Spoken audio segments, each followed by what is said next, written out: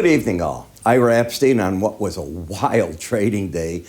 Today, Wednesday, and we're sitting here now at the 12th of June, 2024. And the time that we're at right now, well, we're at 6 p.m. Central Time.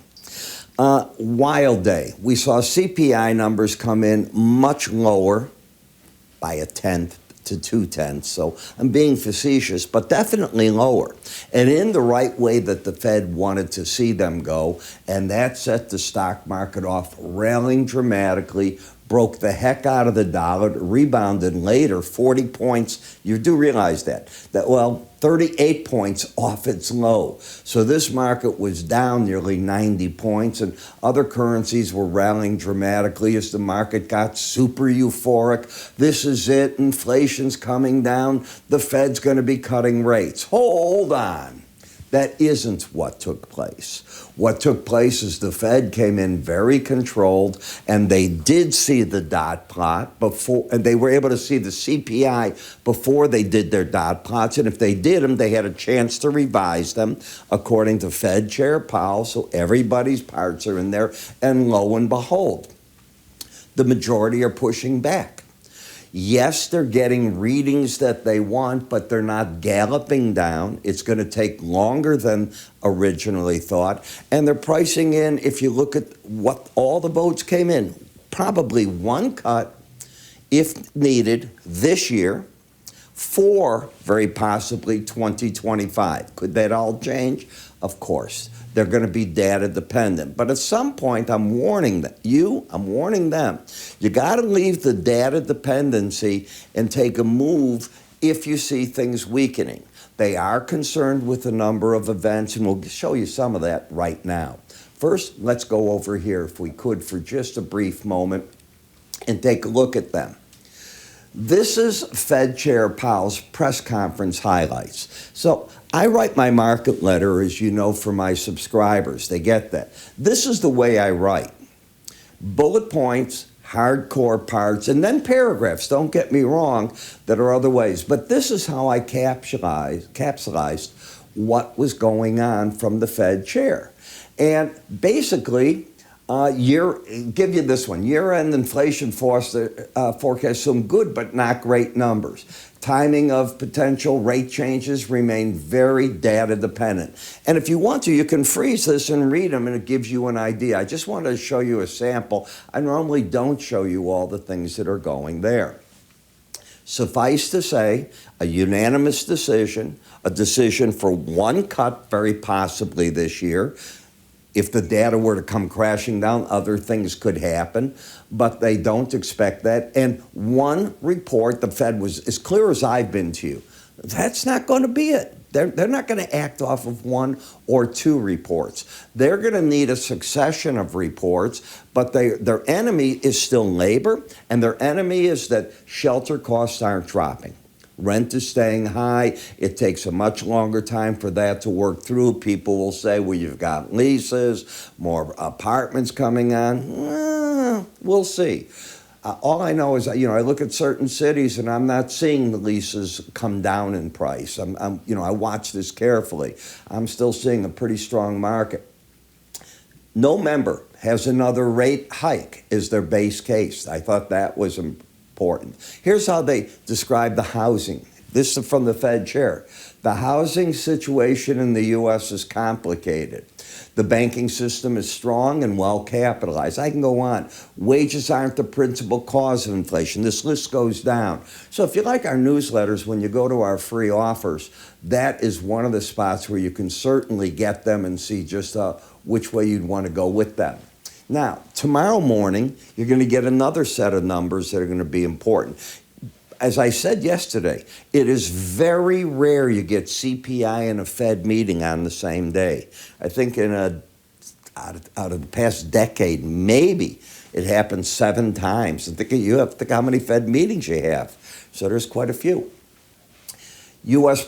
Producer prices, that comes out at 7:30 in the morning. Jobless claims are going to come out at 7:30. And then we get the EIA natural gas numbers. And as I said, I thought you'd be down a bit in that today because the weather's going to move from west to east now. And they'll get a little relief out west, but then the market's going to start fighting with itself about, hey, what happens next there? So tonight as we look, you're down in the Russell. You're down in the Dow. The markets that are very AI-oriented are right here, the NASDAQ, the S&P. Why is this market down? Because the Fed pulled the rug out from under the market. When it said, no, there won't be 2 rate cuts, the odds don't favor that, it's 1, all of a sudden, the interest-sensitive Russell, this uses a lot of capital, they got hurt. Metals, tonight, not as the Fed was talking. Remember, they close at 12:30 p.m., so the metal market settlement, they don't close, they settle at 12:30 p.m., but they close at 4 o'clock. This is going to represent the differences as to how much higher the market was and how they reacted to the Fed. And if you think that's a bullish reaction, you better scratch your own head. The dollar came off its lows by 38 points, settled down 58 points on the day, and you can see what's going on in the currencies. And currencies settle at 2 o'clock, so they saw most of what the Fed wanted. Same thing goes in the energy markets there. Now, the bonds and the notes, they're the big reactors to it, and we certainly saw the yields fall. We didn't see any real difference in the 210, and that's very popular. It's been trading around 45 basis point difference, and the question is, why aren't we seeing anything there? Why is the long end staying where it's at? That's going to be a question that we have to answer. So for the S&P, a new all-time high. Yeah, right now, if you were to just finish, you're at a new all-time high close if you settle like that. So we know that Oracle went crazy. Apple went to a new valuation, again became the most valuable company in the world by stock market value. So you're taking those up, and NVIDIA was up another $5 today. I mean, this thing's just adding insane values on every 5% move that it makes, and it made another one of those today.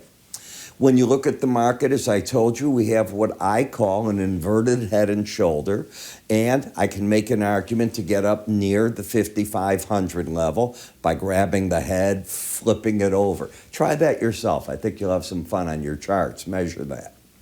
When you take a look at the action here, higher lows, higher highs, bullish. So the market found support where? 2 days ago, it went and challenged again the 18-day average. That's been your battleground. Where do you think the resistance is? Tell me where you see the Bollinger Band, the black dashed line right here. That's your resistance point. There's a reason the market's not running wild against it at this point. And are we embedded? Yes. Now, you can't count today, but we can certainly count Wednesday. They were both numbers over 80, both over 80, and the day before Monday, both over 80. They weren't that way on Friday. So here's the market now fully embedded, which tells me on reasonably hard breaks well under the Bollinger Band, I expect to see the trade buying. Will the trade look at this market tonight? Probably not the way you think. I think they'll wait and see what the PPI number is tomorrow and what does that offer the market. But that's what I'd expect to happen. When and if the red line closes under 79, then I think a correction to carry you back to the 18-day average is in play. I teach this in my enhanced Bollinger Band course. When you take a look at the NASDAQ, same story, same embedded reading. I would teach you, you don't buy, in my opinion. Everybody can do whatever they want. But buying over a Bollinger Band or selling under one, you can generally do better than trying to push that. The market has ways of letting you in, and sometimes you're getting yourself in a hole. In the Dow, this action's not good. I mean, if you were to ask me which markets are candidates if you're going to be bearish, the Dow and the Russell are the two. All you did is rally back to the 100-day average in the red line, the 18, and I said to you this yesterday. I said, I think you're going to encounter resistance there, and I said the same thing would happen in the Russell. I don't think I'm wrong. I think I'm so far right. Am I bullish or bearish? Neither yet, okay? So don't read what I just said. If I were to pick to be bearish, I don't have a signal yet to be bearish, but I don't have a signal in these two, be it the Dow and the Russell, to be bullish. I do in the NASDAQ and the S&P with the embedded readings. Then we look at the 10-year note. Well, same thing you did the other day. You rallied back up to the 100-day average, the Bollinger Band. You fell back to the 18-day average. And with today's news, the CPI especially, you kicked the market all the way up. And I was sitting here going, if people are long, I hope they're taking some money off the table. It's a high probability you're just not going to run. And I didn't know what the Fed would say or not. No, who does? You don't know until they say it. Same in the 5-year note. Okay. Then we get to the dollar index, which is void of a trend.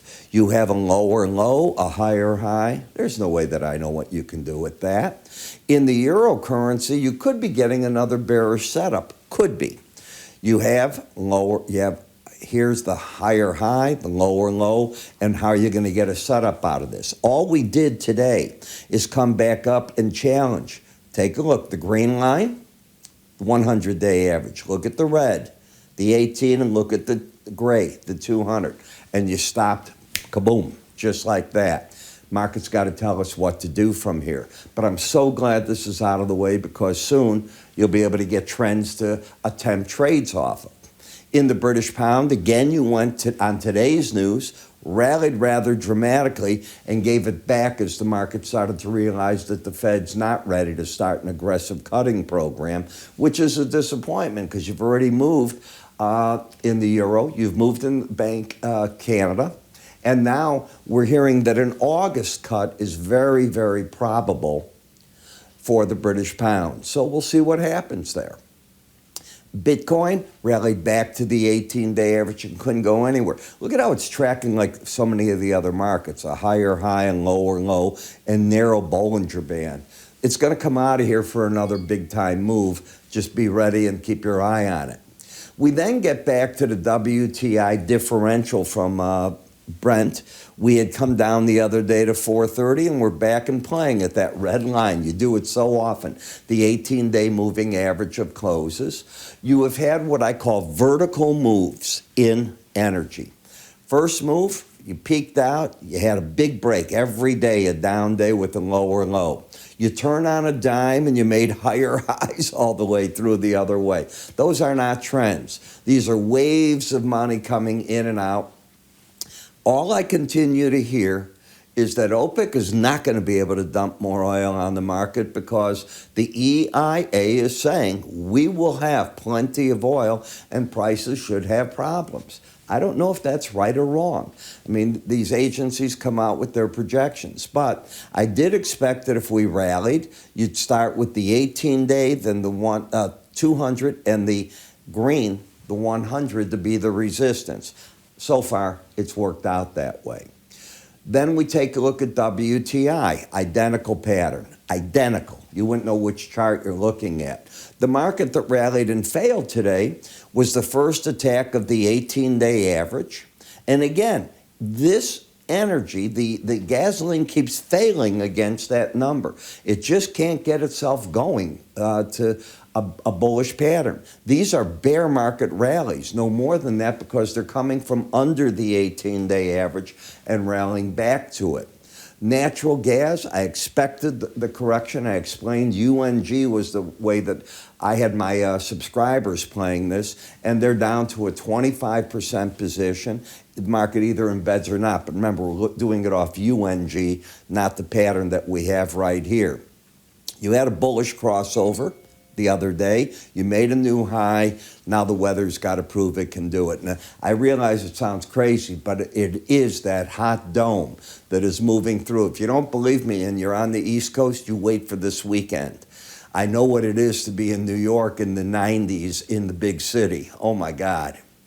Brutal. is the best word you can give it. It's just really hot, and you're about to get that heat and humidity. So that's where we're at with all this. Now, I hope you learn a lot of these different techniques that I work with, but we have our volumes 1 and 2 that explain items such as Elliott wave, Fibonacci, Gann, and then we carry you through even more. We're going to show you examples, how they work with themselves, the Arun indicator. One of the things I use is price counts all the time. Option primers that'll teach you the theories that are behind there, money management tools that come in, and a heck of a lot more. So if you'd like to get these, go to iraepstein.com, free offers. A simple way, if you're on a PC, move your cursor up to the top here. You will see an icon, give it a click, and away you go. With that, I'm Ira Epstein. You have yourself a great evening. I'll catch up with you all in the morning. Take care.